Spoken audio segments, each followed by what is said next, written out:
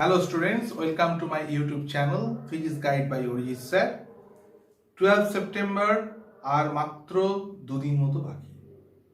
সেই দিন তোমাদের ডাক্তার হওয়ার প্রথম পদক্ষেপ, সেই এক্সামটাতে সফল হতেই হবে এবং আশা করি তোমরা মানসিকভাবে উদ্দীপ্ত রয়েছে প্রত্যেকে। কোনোভাবে তোমাদের মধ্যে কনফিডেন্স লস হচ্ছে না, হওয়ার কোনো জায়গায় নেই। মনের মধ্যে সবসময় ভাববে যে হ্যাঁ, আমি প্রচুর প্রিপারেশন নিয়েছি, সাকসেস আমি পাবোই। এই কনফিডেন্সটা মনের মধ্যে রাখবে। কি চান্স পাবো কি পাবো না, না পেলে কি হবে, কিচ্ছু ভাববো না, একদম পজিটিভ ভাবনা যে চান্স পাবোই, এটাই মনের মধ্যে ভাববে। তো তোমাদেরকে হেল্প করার জন্য আমি একটু লাস্ট মোমেন্টে বিভিন্ন রকম টপিক্সের উপর একটা আইডিয়া দিচ্ছিলাম, পরপর ভিডিওগুলো এসেছে। একদম শেষ মুহূর্তে আমরা সেই ভিডিও সিরিজে এসে গেছি। আজকে আমরা electromagnetism, induction, AC, properties of magnet আর ইলেকট্রোম্যাগনেটিক ওয়েভ, কোন পার্টটা ইম্পর্টেন্ট, কোন টপিক্সের উপর কোশ্চেনটা আসতে পারে, কতটা আসতে পারে, লাস্ট মোমেন্টে কীভাবে দেখা উচিত, এগুলো সেই নিয়ে একটা আইডিয়া দেব। আশা করি তোমাদের এটা উপকারে লাগবে। তো চলো আমরা ক্লাসটাকে স্টার্ট করি।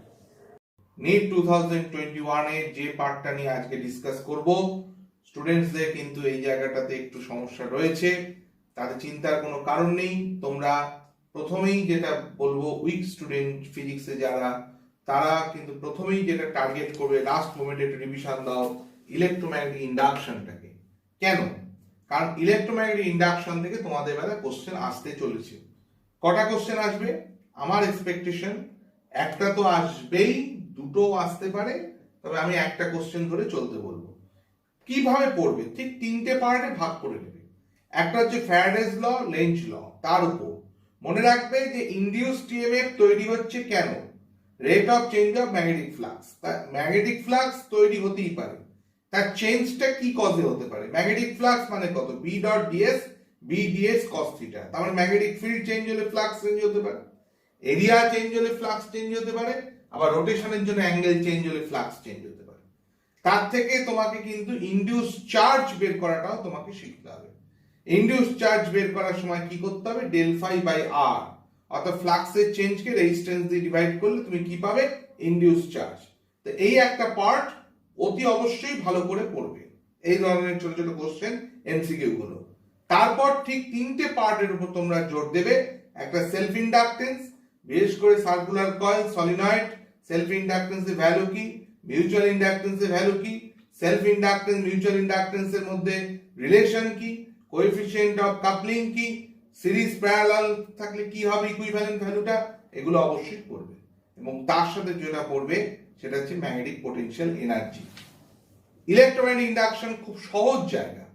দেখো, মেইন ব্যাপারটা হচ্ছে স্মার্ট স্টাডিটা খুব জরুরি। আমার ইলেকট্রোম্যাগনেটিজম টাফ লাগে, আমার ইন্ডাকশন টাফ লাগে, আমার এসি টাফ লাগে, সেটা বড় কথা নয়। বড় কথা হচ্ছে এক্সাম হলে তো তার জন্য তুমি তো বেরোতে পারবে না। যদিও তোমাদের বলে অপশন রয়েছে, তোমাদের কোশ্চেন অপশন থাকবে, তার জন্য কিন্তু সুবিধা যেমন রয়েছে অসুবিধাও রয়েছে। কোশ্চেন একটু টাফও আসতে পারে, দু একটা কোশ্চেন। তো যাই হোক না কেন, আমি যেটা তোমাদেরকে বলবো যে ইলেকট্রোম্যাগনেটিক ইন্ডাকশনটা খুব ভালো করে তোমরা নজর দিয়ে পড়বে। কোশ্চেন আসবেই, এবং এই পার্টটা যেটা নিয়ে আমরা ডিসকাস করছি তার মধ্যে সবচেয়ে ইজি পার্ট হচ্ছে কিন্তু এইটাই।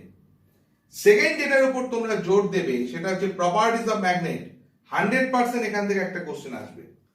প্রপার্টিস অফ ম্যাগনেটটা ঠিক দুটো পার্টে ভাগ হয়ে যাচ্ছে। কিরকম? একটা হচ্ছে আর্থ ম্যাগনেটিজম, যার মধ্যে তো অ্যাঙ্গেল অফ ডিপ রয়েছে, অ্যাঙ্গেল অফ ডিক্লাইনেশন রয়েছে, horizontal component of earth magnetic field রয়েছে। আরেকটা পার্টে কে বসে রয়েছে যে ম্যাগনেটের প্রপার্টির উপর জোর, যেমন সাসেপ্টিবিলিটি, পারমিটিভিটি, সাসেপ্টিবিলিটি, পারমিয়াবিলিটি, তারপর তোমার হচ্ছে তাদের মধ্যে রিলেশন গুলো, তারপর হিস্টেরেসিস লুপ, এই যে জায়গাগুলো, সেইগুলোর থেকে তোমাকে আমি কিন্তু জোর দিতে বলবো আর্থ ম্যাগনেট। তোমাদের বেলায় আর্থ ম্যাগনেট থেকে কোশ্চেন আসবে। এবং angle of dip, angle of declination, horizontal component of earth magnetic field, এই জায়গাগুলোর উপর ভালো করে স্ট্রেস দিয়ে পড়বে। তোমাদের বেলায় কিন্তু প্রপার্টিস অফ ম্যাগনেট থেকে কোশ্চেন আসতে চলেছে। তাই বারবার বলছি, খুব ভালো করে এই জায়গাটা দেখবে। তাহলে ইন্ডাকশন আর প্রপার্টিস অফ ম্যাগনেটের উপর যে পার্টটা কোশ্চেন, এই দুটো কোশ্চেন মিস করা যাবে না। যারা ফিজিক্সে উইক তাদের জন্য বলছি, যারা স্ট্রং তারা তো পুরোটাই করতে হবে তাদেরকে। ফিজিক্সের উইক, অথচ মেডিকেল তো তাদের পেতে হবে, তার জন্য তো তাদেরকে লড়াই থেকে পিছিয়ে যাওয়া চলবে না। তাহলে অন্তত এই দুটো জায়গা থেকে তোমাদের কিন্তু প্রথমেই কোশ্চেনটা তুলে আনতে হবে 8 মার্কস। তারপরে যে জায়গাটা তোমরা টার্গেট করবে সেটা হচ্ছে ইলেকট্রোম্যাগনেটিক ওয়েভ। অনেকে বলতে পারে এটা মডার্ন ফিজিক্সের মধ্যে ফেলে, আমি মডার্ন ফিজিক্সের মধ্যে ফেলি না, এটার মধ্যে ফেলি, কারণ হচ্ছে এটার মধ্যে আমাদের ইলেকট্রোম্যাগনেটিজমের টাচ রয়েছে, আবার এর মধ্যে ক্যাপাসিটরেরও টাচ রয়েছে। তো যাই হোক, ইলেকট্রোম্যাগনেটিক ওয়েভ এই জায়গাটাতে তোমাদের কিন্তু সবচেয়ে ইম্পর্টেন্ট হচ্ছে ডিসপ্লেসমেন্ট কারেন্ট। এই পার্টটা খুব ভালো করে পড়বে। ডিসপ্লেসমেন্ট কারেন্টের উপর কোশ্চেন তোমাদের বেলা আসার সম্ভাবনা আছে। ইলেকট্রোম্যাগনেটিক ওয়েভ থেকে কিন্তু একটা কোশ্চেন আসতে চলেছে, অথবা electric field, magnetic field, velocity of light, অর্থাৎ ওয়েভটা যেটা প্রোপাগেট করছে, তো ভেলোসিটি অফ লাইটে মুভ করে তিনটে মিউচুয়ালি পারপেন্ডিকুলার, তার উপর ছোট ছোট ডিরেকশন ওরিয়েন্টেড ক্যালকুলেশন কিন্তু দেবে। তবে বেশি ইম্পর্টেন্ট ডিসপ্লেসমেন্ট কারেন্ট, ওই পার্টটা কিন্তু কন্ডাকশন কারেন্ট আর ডিসপ্লেসমেন্ট কারেন্টের ক্যালকুলেশন, তাদের মধ্যে ডিফারেন্স, এগুলো কিন্তু খুব ভালো করে পড়বে। এই তিনটে পার্ট পড়ার পর আমার মনে হচ্ছে অল্টারনেটিং কারেন্ট, যেটা আমি উপরে লিখে রেখেছি, এই জায়গাটা থেকে অন্তত সার্কিট ওরিয়েন্টেড, অর্থাৎ LCR circuit, CR circuit, LR circuit, এখান থেকে কোশ্চেন আসার সম্ভাবনাটা খুব কম। বরং অল্টারনেটিং কারেন্টের যে জায়গাটার উপর তোমরা জোর দেবে সেটা হচ্ছে একটু transformer, eddy current, AC motor, DC motor, ওই যে পার্টগুলো রয়েছে ওগুলোকে উপর ভালো করে জোর দেবে, এবং ওইগুলো পার্টের উপর এমসিকিউ ছোট ছোট কিভাবে করতে হয় সেগুলোকে কিন্তু ভালো করে প্র্যাকটিস করবে। আমার মনে হয় না তোমাদের বেলায় সার্কিট থেকে কোশ্চেন আসবে অল্টারনেটিং কারেন্টের ক্ষেত্রে। লাস্ট যেটা সবচেয়ে ইম্পর্টেন্ট জায়গা, যেটা কঠিন জায়গা বটে, মানে আমি দেখেছি স্টুডেন্টসদের বেশ সমস্যা হয়, সেটা হচ্ছে ইলেকট্রোম্যাগনেটিজম। দেখো, ইলেকট্রোম্যাগনেটিজম পড়ার একটা স্টাইল রয়েছে। কিরকম? ইলেকট্রোম্যাগনেটিজমকে ভাগ করে নাও। প্রথম কথা হচ্ছে অ্যাম্পিয়ার্স ল, বায়োসাভার্ট ল। ভালো করে জানবে যে একটা সার্কিটে ম্যাগনেটিক ফিল্ডের ডিরেকশনটা কিভাবে কাজ করবে যদি অ্যাম্পিয়ার্স ল আমার ইউজ হয়, বা বায়োসাভার্ট ল ইউজ হলে সেক্ষেত্রে ম্যাগনেটিক ফিল্ডের ডিরেকশনটা কি করে বের করতে হবে। বিভিন্ন সার্কিটের উপর ম্যাগনেটিক ফিল্ডের ভ্যালু ক্যালকুলেশন খুব ভালো করে দেখবে। এক্সটার্নাল ম্যাগনেটিক ফিল্ডের অ্যাপ্লিকেশন, সেটা পারপেন্ডিকুলার হতে পারে চার্জ পার্টিকেলের মুভমেন্টের সাথে, অথবা ইলেকট্রিক ফিল্ড, ম্যাগনেটিক ফিল্ড এবং চার্জ পার্টিকেলের মোশন তিনটে মিউচুয়ালি পারপেন্ডিকুলার, বা এক্সটার্নাল ম্যাগনেটিক ফিল্ড যেটা তুমি অ্যাপ্লাই করেছো চার্জ পার্টিকেলের মোশনের সাথে যে কোনো আরবিট্রারি অ্যাঙ্গেলে কাজ করছে। তো এইগুলো কিন্তু তোমাদের ইলেকট্রোম্যাগনেটিজমের ক্ষেত্রে খুব ভাইটাল।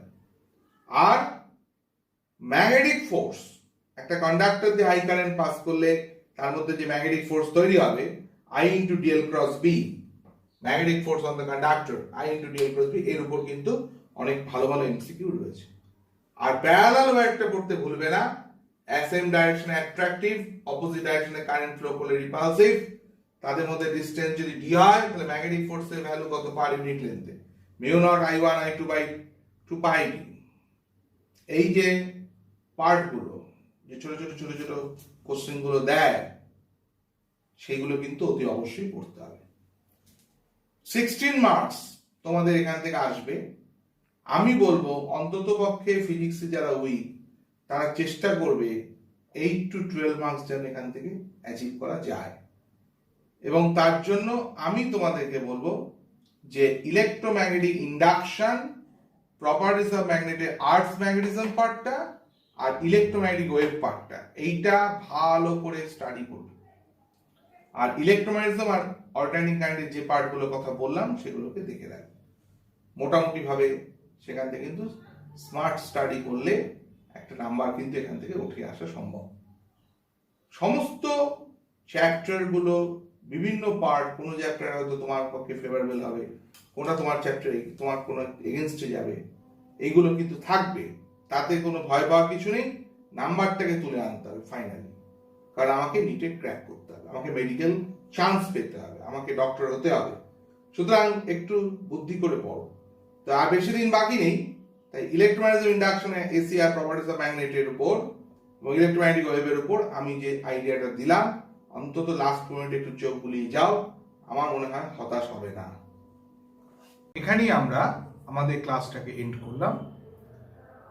এই মুহূর্তে তোমরা যে কাজটা করবে ফিজিক্সের উপর, বিভিন্ন ফর্মুলাগুলোকে দেখবে এবং মনের মধ্যে যে জায়গাগুলোতে মনে হচ্ছে যে ভুলে ভুলে যাচ্ছি সেগুলো একবার চোখ বোলানোর চেষ্টা করবে। বেসিক্যালি ফর্মুলা, বিভিন্ন ছোট ছোট ছোট ছোট অ্যাপ্লিকেশন মনের মধ্যে বারবার রিমাইন্ডার দেবে এবং মনে হবে যেটা মনে নেই তো আরেকবার একটু দেখে নাও, এইভাবে জায়গাটাকে রেডি করবে। তবে হ্যাঁ, নতুন কোনো টপিকস একদম যেটা টাচ করনি এতদিন, হঠাৎ করে দুদিন আগে কিন্তু শুরু করার ভুলটা করবে না। ফিজিক্স এমন একটা সাবজেক্ট যে কখনোই আমি বলতে পারি না যে স্টুডেন্টসরা পুরোটাকে একদম দুর্দান্তভাবে রেডি করতে পেরেছে। কিছু পার্টে তাদের উইকনেস থেকেই যায়, কিন্তু মনে রাখতে হবে যে স্মার্ট স্টাডিটা হচ্ছে সবচেয়ে ইম্পর্টেন্ট, যেটা তোমার দুর্বলতাকে ঢেকে দিতে পারে। তাই বুদ্ধি করে পড়ো, শেষ মুহূর্তে চোখ বোলাও, বিভিন্ন জায়গা থেকে রিভিশন করো। বিরাট কিছু এই মুহূর্তে মেন্টাল স্ট্রেস নিয়ে রাত জেগে পড়তে যাবে না, জাস্ট একবার রিভাইজ করা। আর আরেকটা জিনিস বারবার বলি যে এই ধরনের এক্সাম সফল হতে গেলে যেটা মেন দরকার, আমি অন্তত মনে করি, সেটা হচ্ছে মনের ভিতর আত্মবিশ্বাস। এই আত্মবিশ্বাসটা যেন কোনোভাবে যেন নষ্ট না হয়। দরকার হলে নিজেকে উদ্দীপ্ত করো যে স্বপ্নটা তুমি দেখেছো একজন ডাক্তার হওয়ার, সেই স্বপ্নটা বাস্তব করার প্রথম পদক্ষেপ যে রোববার দিন হতে চলেছে, সে রবিবার ওই 3 ঘন্টা আমি সফল হবই, এইটা মনের ভিতর নিজেকে বারবার বোঝাবে। কেন তুমি সফল হবে না? এই দিনটার জন্য তুমি সারা বছর ধরে প্রিপারেশন নিয়েছো, প্রচুর স্টাডি করেছো, সুতরাং সফল তোমাকে হতেই হবে। এই জায়গাটা মনের মধ্যে সবসময় রাখবে এবং কোনোভাবে যেন কনফিডেন্স নষ্ট না হয়। তুমি পারবেই, এটি তোমার নিজের উপর বিশ্বাস থাকবে। এবং সত্যি কথা বলতে গেলে যারা আমার সঙ্গে যুক্ত রয়েছে বা আমাকে এখন এই মুহূর্তে দেখছো, প্রত্যেকের প্রতি আমার এই বিশ্বাসটা রয়েছে যে তারা এই দিন এক্সামে সফল হবেই। এবং অবশ্যই সফল হওয়ার পর আমাকে জানাবে, যদি ডাইরেক্টলি না জানাতে পারো অন্তত কমেন্ট সেকশনে জানাবে যে তোমাদের কতটা উপকার আমি লাগতে পারলাম, আমার এই স্ট্র্যাটেজি প্ল্যানিংটা কতটা তোমাদের হেল্প করলো। বেস্ট অফ লাক সানডে এক্সামের জন্য। Thank you for watching this ভিডিওটি ভালো লেগে থাকলে একটা লাইক করে দেবে, শেয়ার করে দিও তোমার বন্ধুদের সাথে এবং চ্যানেলটি সাবস্ক্রাইব করতে ভুলো না।